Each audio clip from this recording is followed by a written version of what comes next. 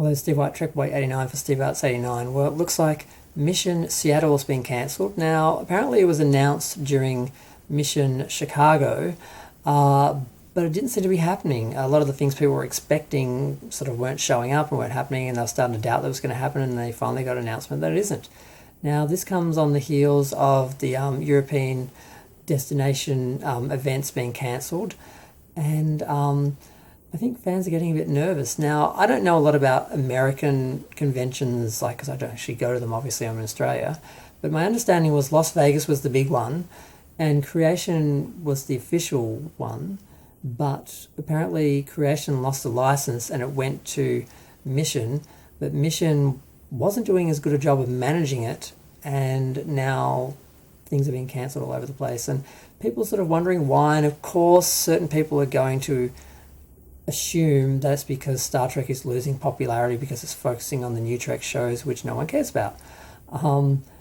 Now, I was thinking about this, and I was sort of thinking, well, the Star Trek stars are aging out, and after like Michelle and that, they're passing away, and there's no one left to attract people to conventions because no one cares about the new stars. But I thought, but pretty much all the cast of Next Generation and Deep Space Nine and Voyager are all alive and doing conventions, so the Next Generation era of Star Trek is still alive and well, and that was very popular, and they didn't build the Star Trek convention scene, the original Star Trek did, but they certainly, kept it plugging along and doing well in the 90s and the noughties. So I don't know if it is a matter of them focusing too much on New Trek, which people don't care about because there isn't the history and the legacy of those shows, but also they don't have as many options now as the TNG sort of era cast.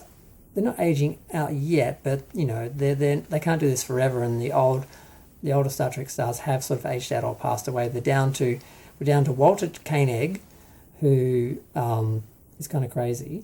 George Takei and William Shatner, who can't stop fighting. William Shatner recently said that the other old Star Trek stars that were remaining were all bitter and embittered. He just can't take any responsibility for being a horrible person that nobody liked. Even Leonard Nimoy stopped talking to him. I'm surprised he admits that, but it's true. And that's because he's just a horrible person. He's just an a-hole. And no one wants to deal with him, and he doesn't seem to understand that he wasn't the only character in Star Trek, and he wasn't really the star. The show was bigger than just William Shatner, but he thought it was all about him. And he'd have lines taken away from Sulu and the other characters, so they would go to Kirk to make him more important. He'd have him solving problems that should have been, Uhura's responsibility or Scotty's responsibility or Sulu's. He if he had his way, he would have been just captaining the ship by himself on the bridge with no one else there, so it could all be about him.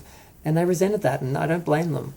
So a lot of people don't want William Shatner at conventions. Like, he hasn't been, if you'll notice, he hasn't been invited to any of the Star Trek Day events or anything, and fans still like him, but a lot of the organisers and the other stars and the current New Trek sort of people don't, because of his old toxic white man vibes.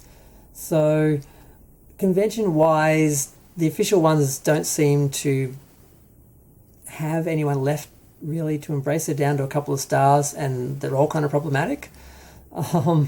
So I'm not sure what the future of the conventions are. I mean, I guess if the third season of Picard is good, the Next Generation might be able to they might be able to buy a few more years of popularity and be able to keep people happy. But we're kind of down to just them because we haven't made a new generation of stars or characters anyone cares about. The first generation is fading out, and the middle generation, the Next Generation, is keeping the whole franchise alive. But they can't do that forever unless they're creating new characters and bringing in new actors and new fans. There's only so long they can keep doing this. So it's a bit of a mess. I do think this is symptomatic. I don't think it's just a coincidence and that this has happened. Yes, there have been cancelled conventions in the past and things that ran their course and that.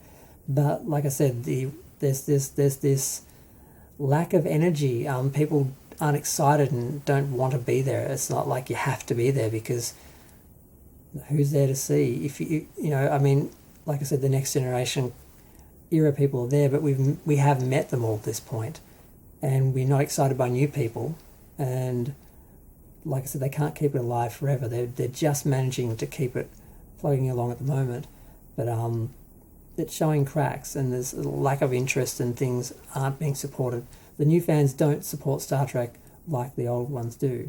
They're there more for the agenda and the politics than they actually are just for pure love of science fiction and just wanting, the joy of it all. And they don't even get what Star Trek is. So the significance of Star Trek, what made it special and what made people want to live in that universe, it just isn't there in the new shows. So, of course, it's not going to attract the same sort of people to have the same sort of fanaticism. But I'm going to go. I'm not going to get to 6 minutes. Feel free to share, like, comment, subscribe. Let me know what you think of the whole situation. Thanks. Bye.